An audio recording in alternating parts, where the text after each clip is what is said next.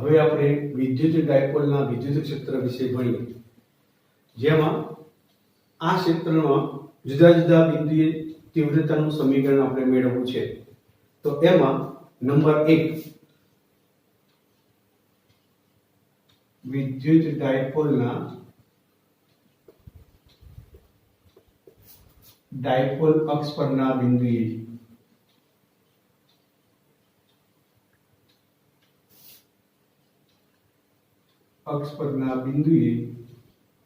વિદ્યુત ક્ષેત્ર.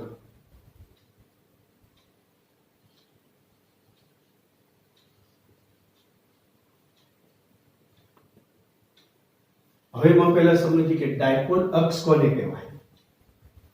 તો ડાયપોલ અક્ષ એટલે ડાયપોલના બે વીજભારોને જોડતી રેખા.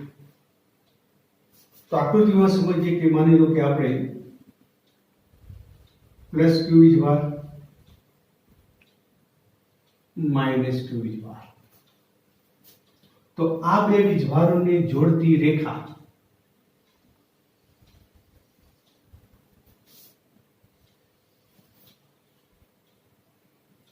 ને ડાયપોલ અક્ષ તરીકે ઓળખી શકાય.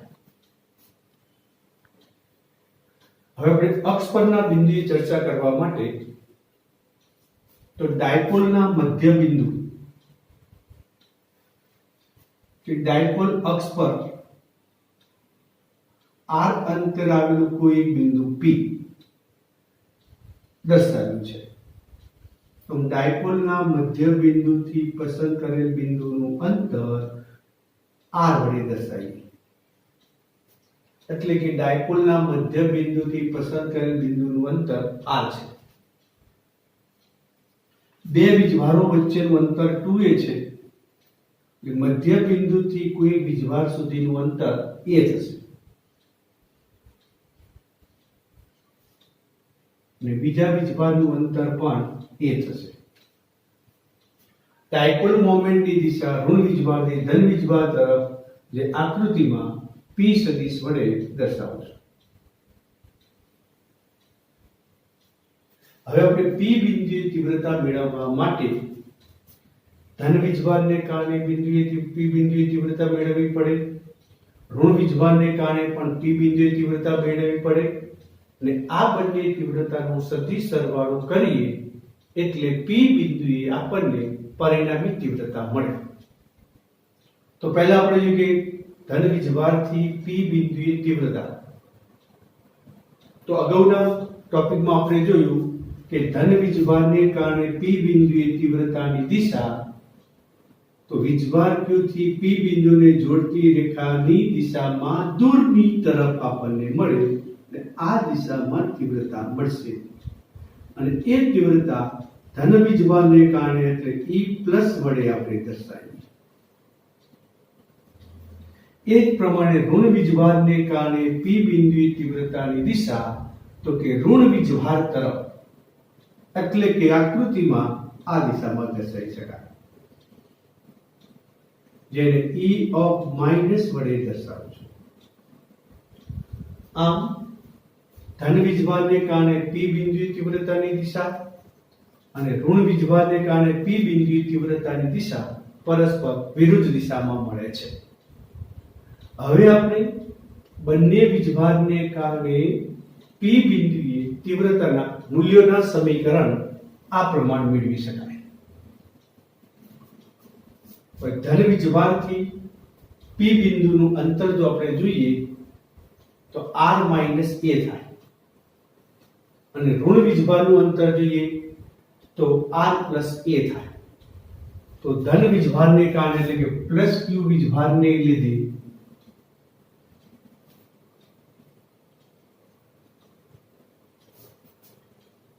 P બિંદુએ વિદ્યુત ક્ષેત્ર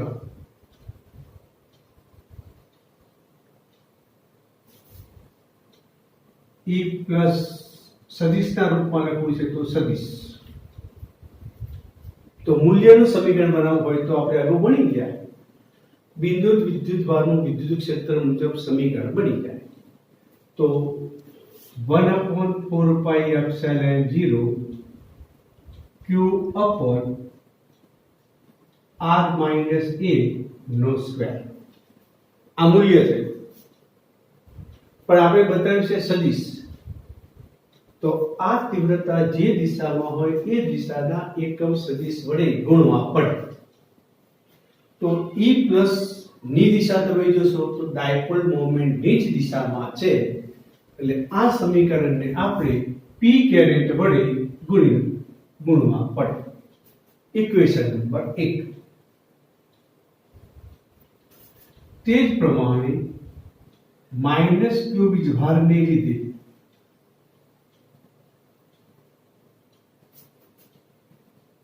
P બિંદુએ વિદ્યુત ક્ષેત્ર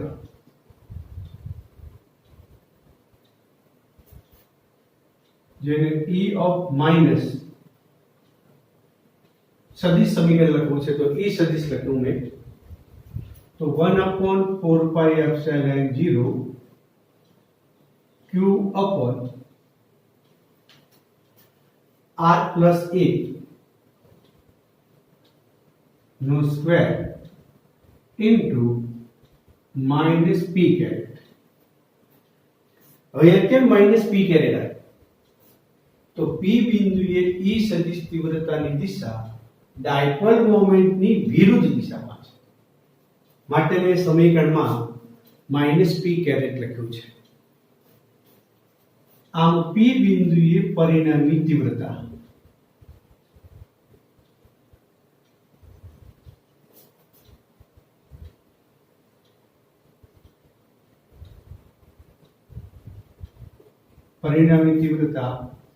E સદિશ બરાબર તો E ઓફ પ્લસ સદિશ વત્તા E ઓફ માઇનસ સદિશ. હવે આ સૂત્રમાં E પ્લસ સદિશ E માઇનસ સદિશની કિંમતો મૂકતા, જેમાં q upon 1/4 pi epsilon 0 કોમન, 1/r minus a નો square minus 1/r plus a નો સ્ક્વેર ઇન્ટુ p કેરેટ મળે, જેના બરાબર આનું સાદુરૂપ ડાયરેક્ટ લખો તો પણ ચાલે, જેનું સમીકરણ મૂલ્ય और E सदिश बराबर q upon 4 pi epsilon 0 in bracket 4ar upon r square minus a square no square bracket complete into p caret. આ સમીકરણમાં 4ar ને આપણે જુદા રૂપમાં લખીએ તો q upon 4 pi epsilon 0 2a ગુણ્યા 2r upon r square minus a square no square into p caret. એના બરાબર q into 2a એટલે ડાયપોલ મોમેન્ટ p થાય, આથી twice p into r upon 4 pi epsilon 0 r square minus a square no square into p caret.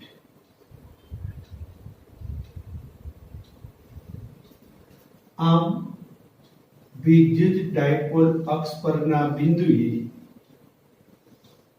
ડાયપોલના મધ્ય બિંદુથી r અંતરે આવેલા p બિંદુએ તીવ્રતા, અંતર r છે, માટે આ સમીકરણને આપણે E of r વડે પણ દર્શાવી શકાય. આથી E of r સદિશ બરાબર twice pr upon 4 pi epsilon 0 r square minus a square no square into p caret. આમ તે બિંદુએ વિદ્યુત તીવ્રતાની દિશા ડાયપોલ મોમેન્ટની દિશામાં હોય છે. હવે આપણે ડાયપોલ અક્ષ પરના અતિ દૂરના બિંદુ માટે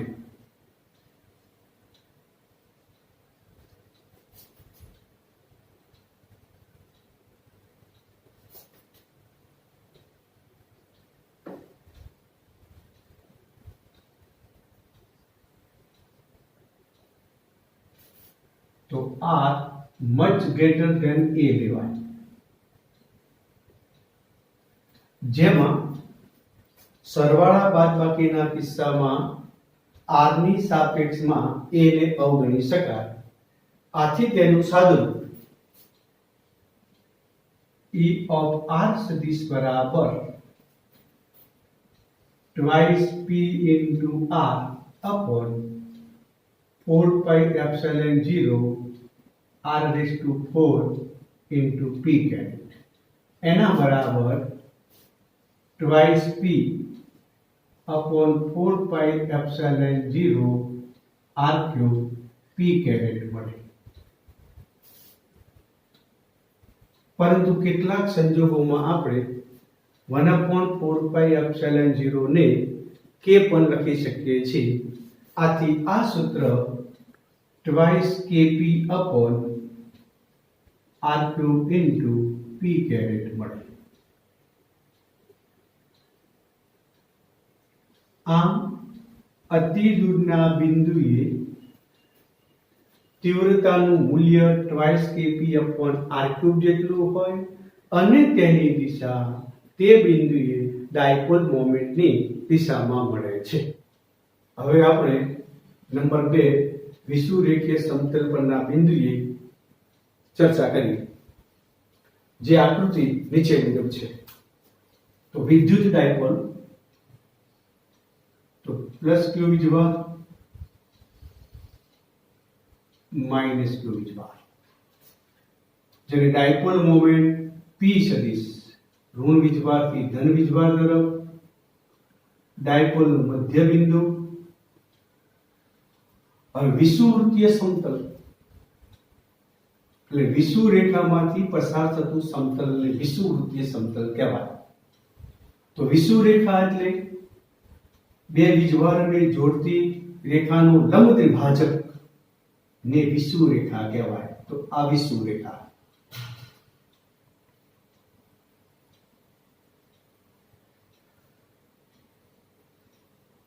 અને આ વિષુવરેખામાંથી પસાર થતું કોઈ એક સમતલ દર્શાવી તો આ રીતે દર્શાવી શકાય.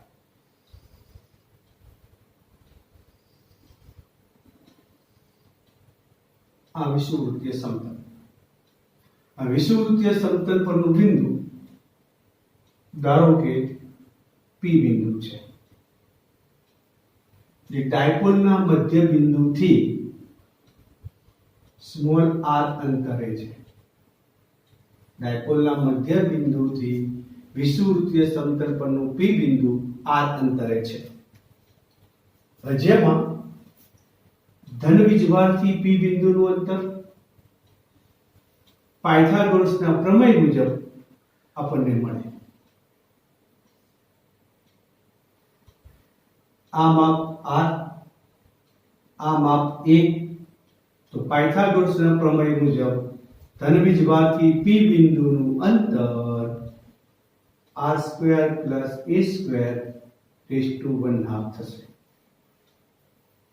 તે જ પ્રમાણે ઋણ વીજભારથી P બિંદુનું અંતર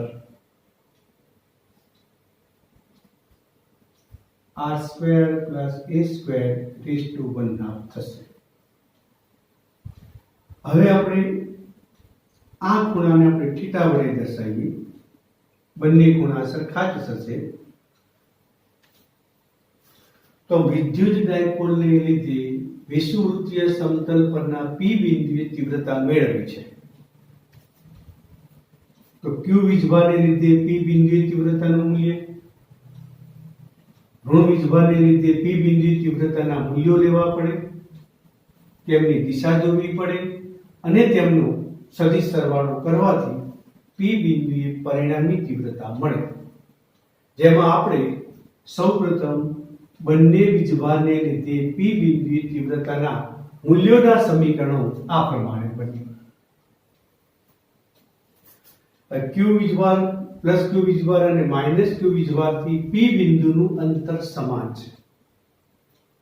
એટલે પી બિંદુએ બંને વીજભારને કારણે મળતી તીવ્રતાના મૂલ્યો સમાન હશે, જે E of plus બરાબર E of minus equal to 1/4 pi epsilon 0 Q upon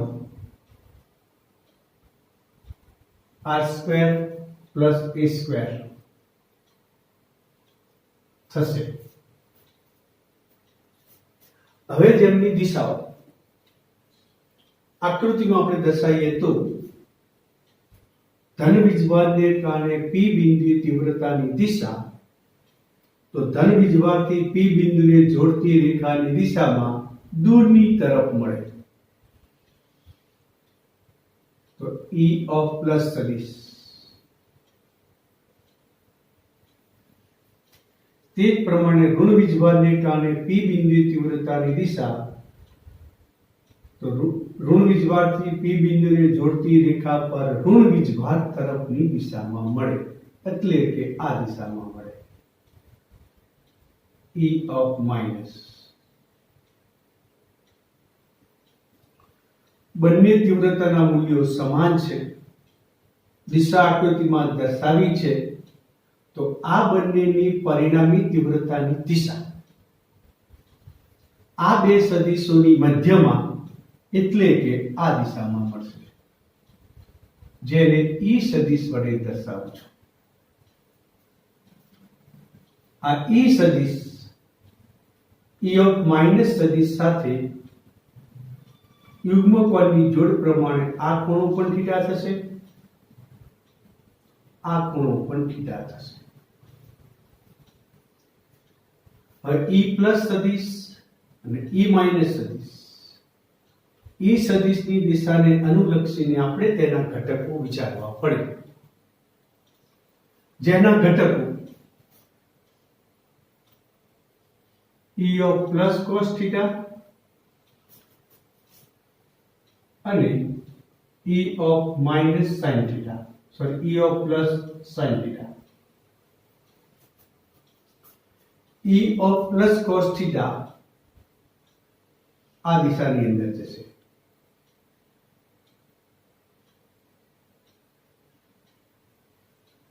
અને E of plus sin theta આ દિશામાં જશે.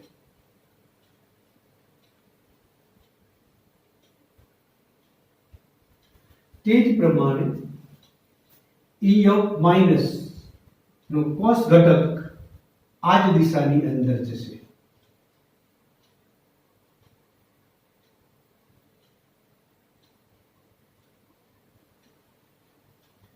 અને E of minus sin theta આ દિશાની અંદર મળશે.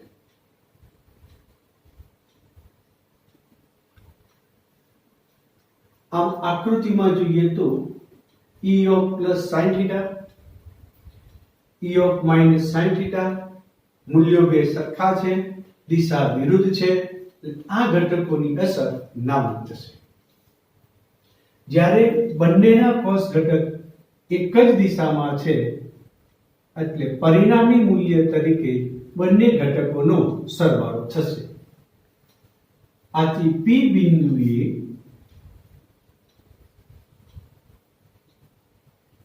પરિણામી તીવ્રતાનું મૂલ્ય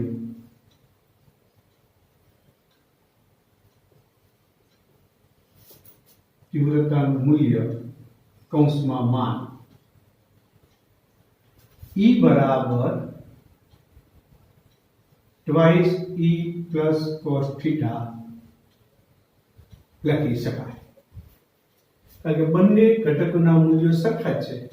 E of plus cos theta, E of minus cos theta ના મૂલ્યો સરખા છે, આથી E બરાબર twice E plus cos theta, જેના બરાબર twice E. હવે E પ્લસ નું સમીકરણ ઉપરથી આપણને મળે તો epsilon 0 q upon r square plus a square into cos theta થાય. જેમાં cos theta ની કિંમત આ આકૃતિ પ્રમાણે જે આનું ઘાટી લાઈનિંગ દોરી રહ્યો છું એટલો ભાગ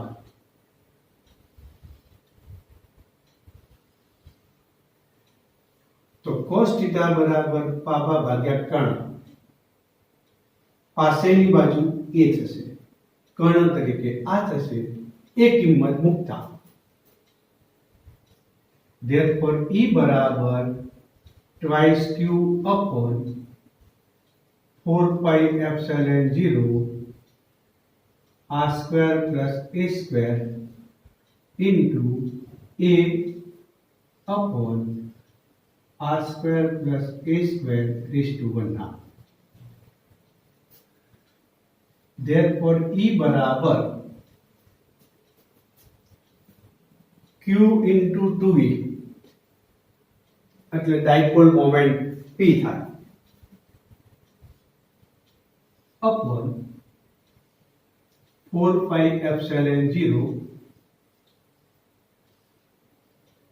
r square plus a square raised to 3/2. આ મૂલ્યનું સમીકરણ થયું. હવે આ સમીકરણને આપણે સદિશ સ્વરૂપમાં લઈ જવું હોય તો આ મૂલ્યને E જે દિશામાં હોય એ દિશાના એકમ સદિશ વડે ગુણવા પડે. તો હાલ આપણે આકૃતિમાં જોયું કે E સદિશની દિશા એક્ઝેક્ટ ડાયપોલ મોમેન્ટની વિરુદ્ધ દિશામાં છે. આથી તેનું સદિશ સમીકરણ લખવું હોય તો આ સમીકરણને -p કેરેટ વડે ગુણો એટલે સદિશ સમીકરણ મળે.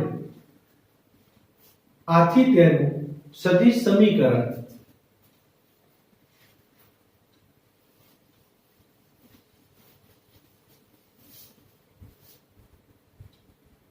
E સદિશ બરાબર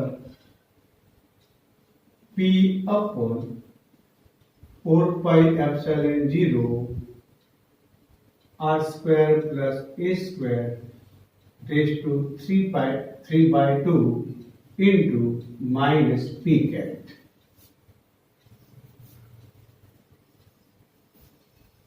તો વિષુવ રેખા પરના બિંદુએ તીવ્રતાની દિશા ડાયપોલ મોમેન્ટની વિરુદ્ધ દિશામાં હોય છે. જેમાં અતિ દૂરના બિંદુ માટે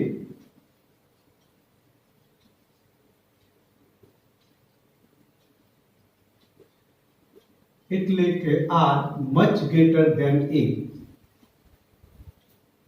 તો એવા કિસ્સામાં તમે સરવાળા બાદબાકીમાં a ને અવગણશો તો E સદિશ બરાબર p upon 4 pi epsilon 0 r cube into minus p caret થશે.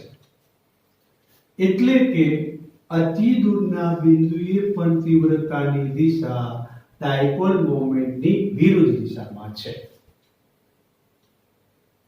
આમ ડાયપોલ અક્ષ પરનું બિંદુની વાત અને વિષુવ રેખા પરના બિંદુની વાત કરીએ તો ડાયપોલ અક્ષ પરના બિંદુએ તીવ્રતાની દિશા ડાયપોલ મોમેન્ટની દિશામાં છે અને વિષુવ રેખા પરના બિંદુએ વિદ્યુત તીવ્રતાની દિશા ડાયપોલ મોમેન્ટની વિરુદ્ધ દિશામાં હોય છે. આમ ડાયપોલ અક્ષ પરના બિંદુએ અને વિષુવ રેખા પરના બિંદુએ તીવ્રતાની દિશા પરસ્પર વિરુદ્ધ દિશામાં હોય છે.